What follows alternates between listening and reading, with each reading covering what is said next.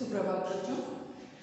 देखिए पाठ पहला यानी कि पहला पाठ जो है कविता है, इसके लिए हम प्रश्नोत्तर पढ़ेंगे। पहले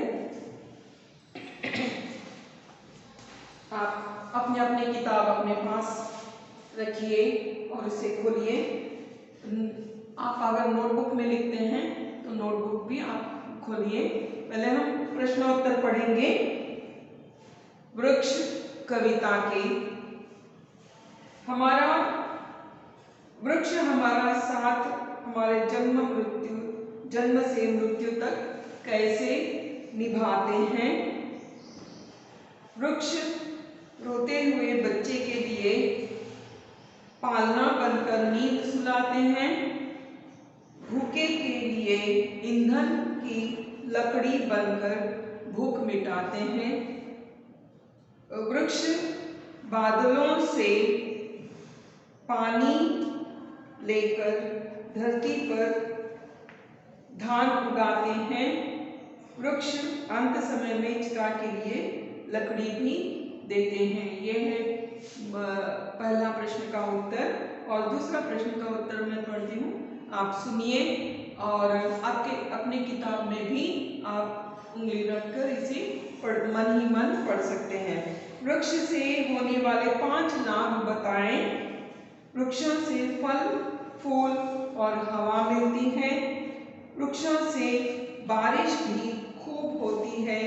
वृक्षों की लकड़ी से दरवाजे खिड़कियां आदि चीजें बनती हैं। वृक्षों से ही पक्षी और जानवरों को घर मिलता है। वृक्षों से वातावरण स्वच्छ रहता है। और तीसरा प्रश्न जो है, वृक्षों से हमें प्राणवायु के रूप में क्या मिलता है। वृक्षों से हमें प्राणवायु के रूप में हवा मिलता है।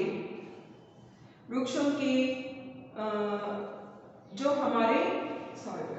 हमारे प्राणों के पोषण करती है, प्राणों को पोषण करती है।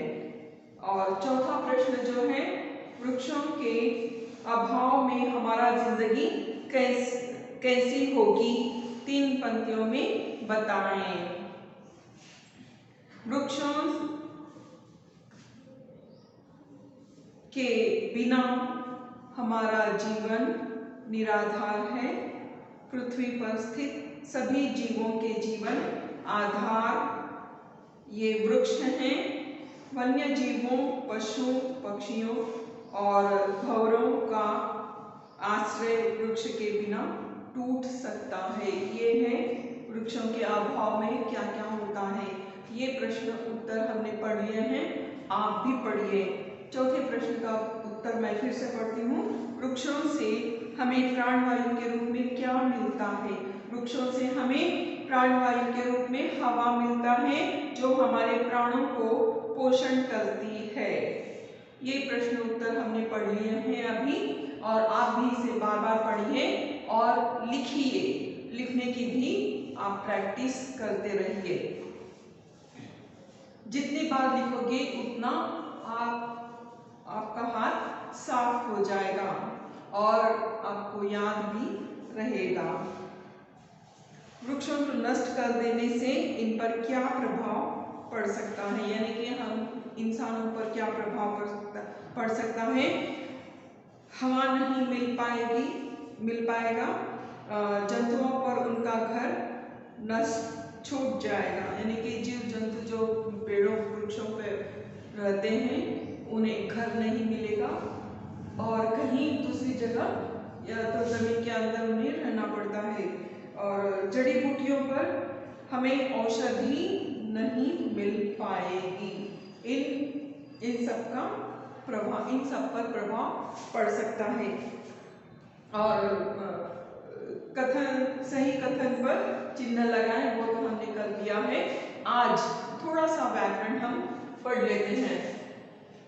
देखिए विशेषण की व्याख्या क्या है।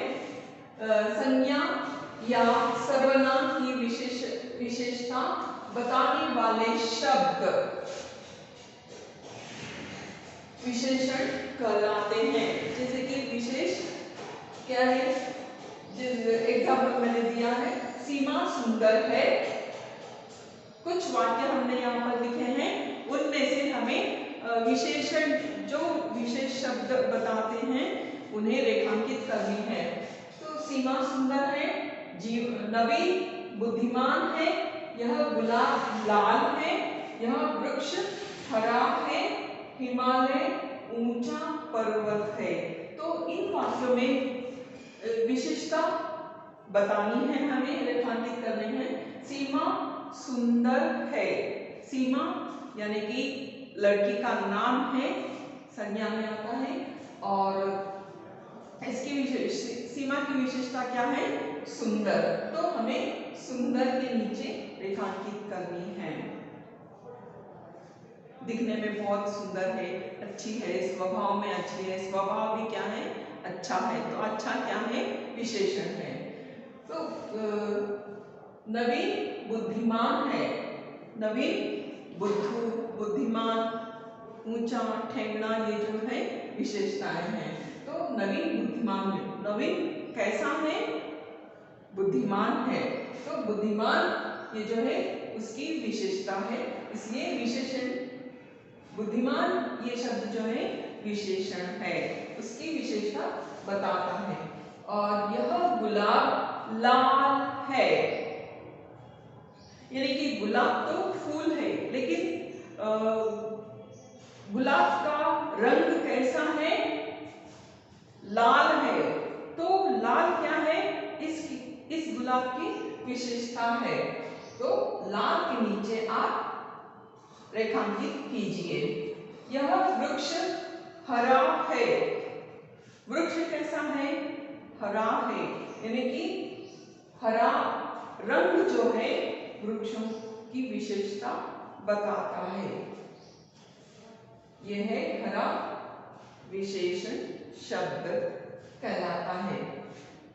हिमालय ऊंचा पर्वत है, हिमालय जो है पर्वत है, और ऊंचा क्या है, उसकी विशेषता है।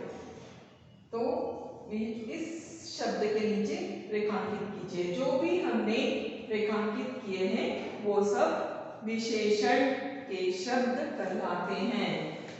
इसकी व्याख्या, विशेषण की व्याख्या क्या है, व्याख्या संज्ञा या सर्वनाम की विशेषता बताने वाले शब्द विशेषण कहलाते हैं, है ना। ये जो इसे टेक्स्ट बुक में भी है, आप इसे पढ़ सकते हैं।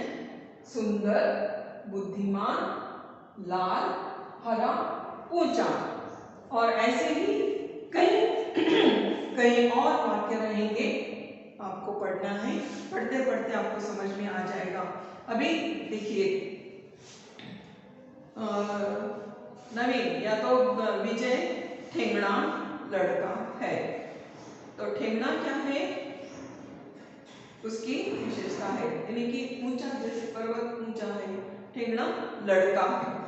लड़का मतलब उसकी विशेषता क्या है, ठेंगना, यानी कि गिड्ढा, हाइट, जिसकी हाइट कद छोटी रहती है उसे ठेंगना कहते हैं। तो ये जो है पढ़िए इसे, सीमा सुंदर है। इस वाक्य में कौन सा शब्द विशेष बताता है, सुंदर शब्द विशेषण बताता है। और नवीन बुद्धिमान है, इस वाक्य में कौन सा शब्द विशेषण बताता है कि बुद्धिमान विशेष शब्द है। यह गुलाब लाल है,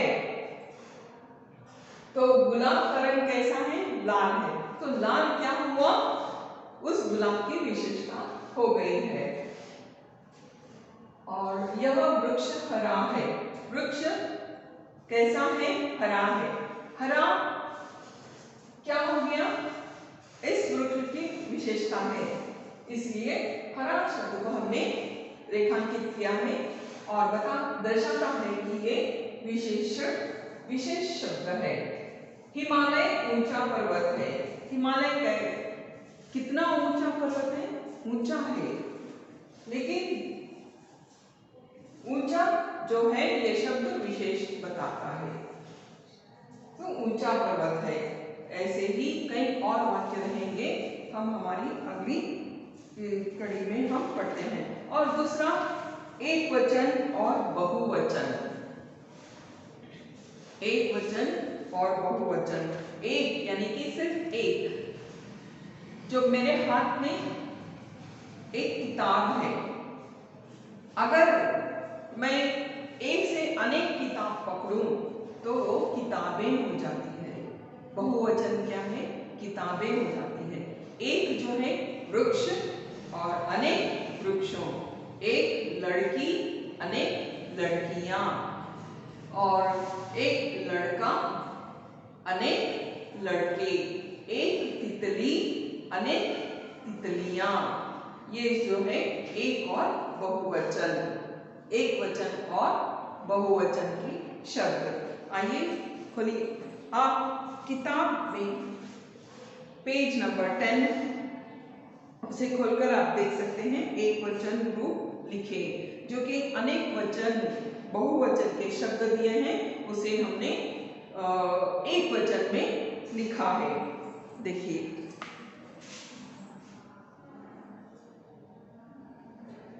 वृक्षों, वृक्षों जो है बहुवचन है, लेकिन हमें उसे हमने एक वचन में लिखा है वृक्ष। फूलों, पथिकों, पथिक, पथिकों यानी कि बहुत सारे लोग साथ में चलते हैं, राह पर चलते हैं, उसे पथिकों, जो पैदल चलते हैं उसे पथिक कहते हैं। तो बहुत सारे लोग चलते हैं उसे पथिकों कहते हैं, और एक आदमी, एक इंसान जो चलता है उसे पथिक कहते हैं। तो पक्षियों, फूलों, फूल, बहुत सारे फूल जब इकट्ठा रहते हैं तो उसे फूलों कहते हैं, और एक जो हाथ में हम पकड़ते हैं फूल कहते हैं। और लड़कियों, बहुत सारे लड़कियां इकट्ठा साथ में रहती है तो उसे लड़कियों कहते हैं। और एक लकड़ी, एक लड़की, और लड़कियों, लकड़ियों, बहुत सारे लकड़ियां साथ में रहते तो लकड़ियों कहते हैं। और एक वचन जो है लकड़ी। और पक्षियों, देखिए पक्षी,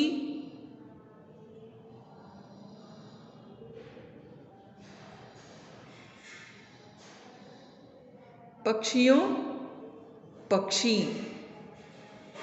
लकड़ियों, लकड़ी,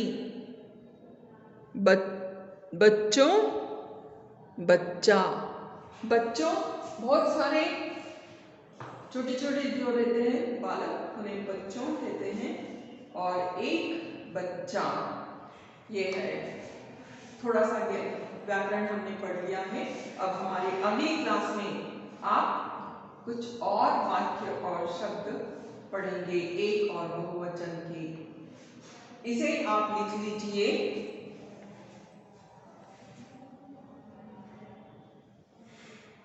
इसे आप लिख लीजिए। धन्यवाद।